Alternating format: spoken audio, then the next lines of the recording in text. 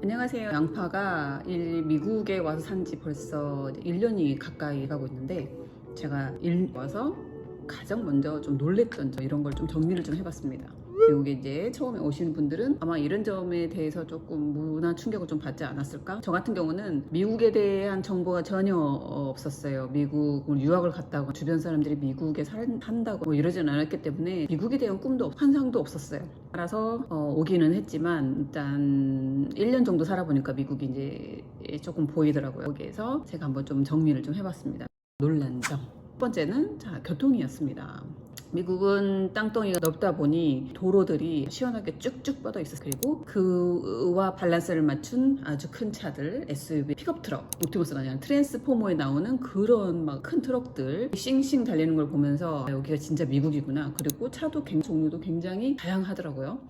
일단 뚫린 도로와 뻗은 도로를 보고 깜짝 놀랐습니다. 자, 제가 놀란 두 번째는 이것도 역시 마찬가지로 교통하고도 비슷해요. 맥락 같이 하고 있는데 우리나라에는 잘 없는 체계죠.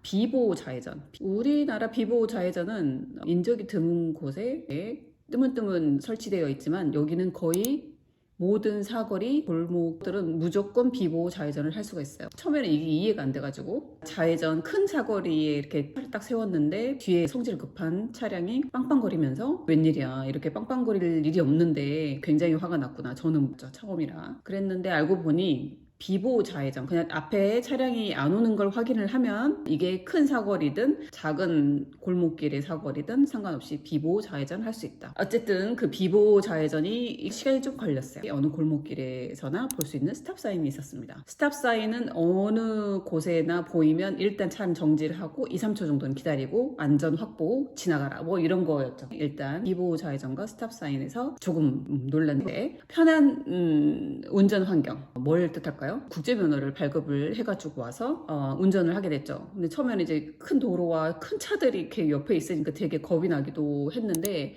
일단 운전하기가 굉장히 편했어요. 왜 도로가 넓고 쭉쭉 뻗어 그냥 뭐 골목길이라는 개념 자체가 없더라고요. 그리고 사람들이 빵빵거리거나 조금 늦는다고 막 뒤에서 화를 내거나 아니면 서로 이렇게 언성을 높이거나 일단은 신경전이 없습니다. 그리고 과속을 많이 하거나 뭐 이렇지 않더라고요. 되게 감명을 받았습니다.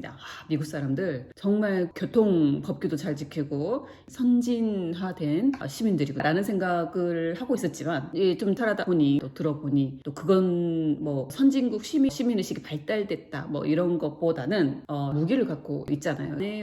것들을 피한다. 그래서 화를 내고 이렇게 언성을 높인다 이런 거는 뭐 어떻게 끝날지 결말이 어떻게 끝날지 모르는 영화처럼 되기 때문에 서로가 조심한다. 그래서 도로가 조용하고 평화스럽고 교통 법규를 엄청 잘 지키는 느낌입니다. 그리고 또 곳곳에 경찰들이 포진해 있습니다. 과속 카메라 뭐 이런 게 설치되어 있지 않아서 어떻게 단속이 되나 싶지만 곳곳에 또 신기하게 경찰들이 나타나요. 경찰들이 나와서 반드시 그 사람들을 잡습니다. 근데 이렇게 잡히면 제한속도 이상으로 10마일 이상, 뭐 20마일 이상, 30마일 이상 이거에 따라 교통법규 어긴 거에 대한 벌금이 어마무시합니다. 우리나라랑 비교가 안 됩니다. 예를 들어서 25마일 초과할 때 거의 45만 원 정도의 벌금을 낸다. 상상이 안 가잖아요. 높은 벌금 그리고 서로 무기가 있을지 모르는 그런 비상 상황, 서로 믿지 못하는, 서로 조심하는 그래서 참 운전하는데 편한 환경이다. 그다음 네 번째는 비행기 내려서 집으로 가는 길에 주택단지를 이렇게 들어서면 너무 예쁜 거예요. 진짜 개성이 강한 집들, 5점 집들을 예쁘게도 짓고 똑같은 우리나라 성냥갑 아파트 그런 획일적인 디자인의 아파트들이 아니라 단독주택들이 왜 이렇게 예뻐요. 왜 이렇게 예쁘고 크고 개성 있고 너무 예뻤어요.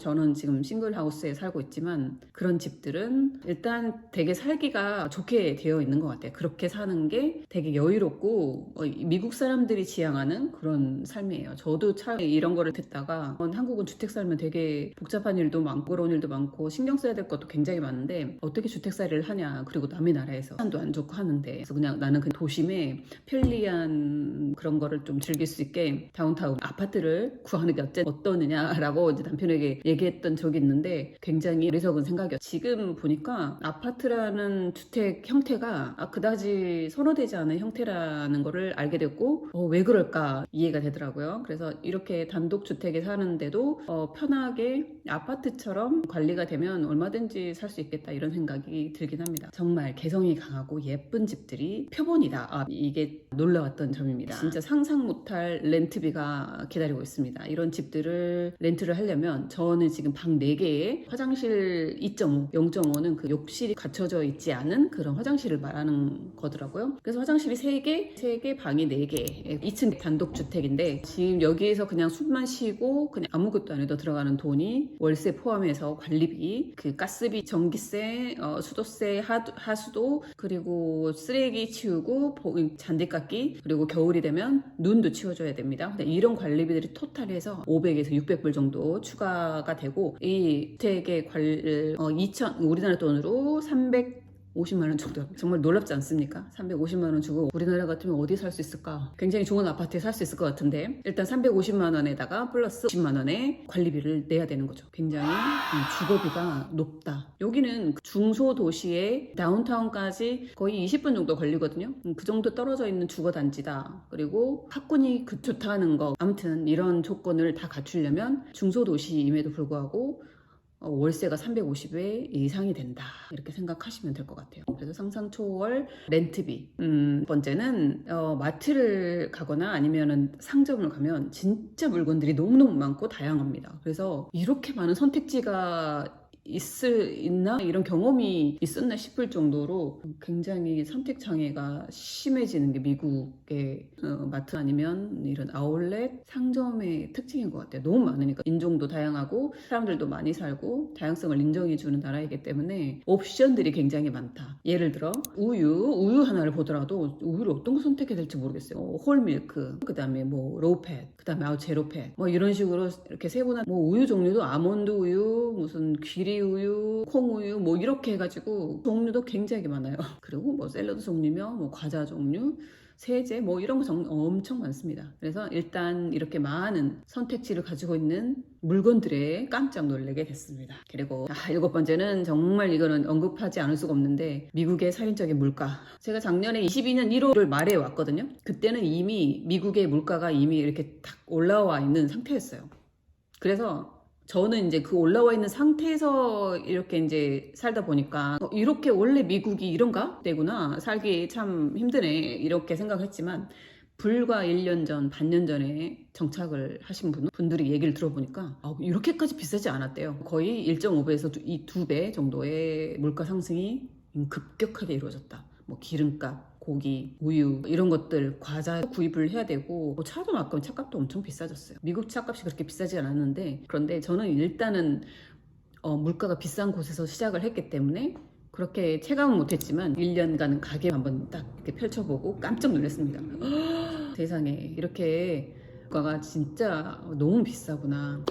쉽지 않다. 미국살이가 쉽지 않습니다. 그리고 7번째, 이것도 역시 먹는 거랑 관련이 있는데 로컬 마트에서도 만날 수 있는 한국 제품들이 굉장히 종류들이 많아지고 있다. 또 예전에는 그렇게까지는 아니었다고 하는데 지금 한류 열풍이 불면서 김치는 기본이고, 그리고 불닭볶음면 굉장한 세계적인 인기죠. 어디를 가나 굉장히 인기가 많은 것 같아요. 불닭볶음면, 육개장, 사발면, 고추장도 있고 김, 조미된 김 있죠. 그 김도 파는 거 보고 깜짝 놀랐죠. 아무튼 자, 로컬 마트에서도 만날 수 있는 한국 음식, 되게 K푸드 인기가 많다. 한인마트가 이렇게 주변에 큰 게 없어요. 이 한인마트를 가지 않더라도 주변에 아시안 마트나 중국 마트 아니면 로컬 마트에서도 한국 아이템들을 구할 수 있다. 이게 되게 반가웠고 놀라운 점이었습니다. 한국과 전부 다른 단위, 미국만의 그들만의 리그가 있습니다. 그들만의 단위. 일단 여기 오면 돈이 달라지죠. 달러로 다 계산한다. 이건 당연한 얘기고. 두 번째, 제일 큰 거 전압이 다릅니다. 지금 110에서 220으로 바꾸는 작업이 워낙 큰 나라다 보니까 지금 경제적으로 그게 굉장히 타격이 있다. 쉽사리 바꾸지 못한다. 우리나라 같은 경우는 1970년대 중반부터 해서 그 작업을 계속 해와서 지금까지 220볼트로 다 통일이 됐잖아요. 전압을 바꾸기 위해서는 이 전봇대에 있는 이 선도 바꾸고 있고 제일 문제가 기존에 쓰고 있는 전자제품들을 싹 다 바꿔야 되니까 그게 문제라고 합니다. 지금 뭐 전압 문제도 있고 그래서 한국에서 쓰던 것들을 거의 못 가져오고 작은 소형 가정 같은 경우는 그냥 다 주변에 주거나 당근하고 뭐 이렇게 해가지고 처리를 하고 김치 냉장고 큰 거 하나 가지고 왔어요. 트랜스 도란스에 연결해서 쓰면 되니까 아무튼 그런 전압 문제 그리고 거리는 마일이죠. 몇 마일 근데 무게 파운드, 빌런 단위들이 다 다릅니다. 그 다음에 온도 역시 화씨로 쓰면서 우리 체온이 100도가 되는 그런 상황이 됩니다. 키를 표기를 할 때 인치, 피트, 몇 피트, 몇 인치 이렇게 표현하더라고요. 날짜 역시도 다릅니다. 우리는 연, 월, 일 이렇게 표현하는데 여기는 월, 일, 연 이렇게 표기를 합니다. 인도는 어떻게 표현하냐? 월, 연 이렇게 표현합니다. 중학교 때 영어 배울 때 그렇게 배우지 않았나? 일, 월 작은 것부터 큰 걸로 그랬는데 미국은 그렇게 안 쓰더라고요. 월, 일, 년 이렇게 씁니다. 속도 역시 마일. 그래서 한국과 전부 다른 그들만의 미국 단위 그리고 국제 표준을 따르지 않는 그들만의 고집 이런 게 있어요. 그리고 한국에서는 전혀 못 봤던 생소한 사이즈 여기는 지금 A4이고요. 여기는 미국에서 쓰는 레터지라는 거예요. 레터지 사이즈가 8.5에서 11인치 8.5 곱하기 11인치인데 살짝 좀 작고 조금 어색해 보입니다. 뭐 이런 학교 서류나 뭐 이런 서류들을 다 전부 다 이 레터지에다가 하더라고요. 사이즈가 미묘하게 달라요. 사이즈가 여기 위 이 정도 남고 가로가 살짝 더 깁니다.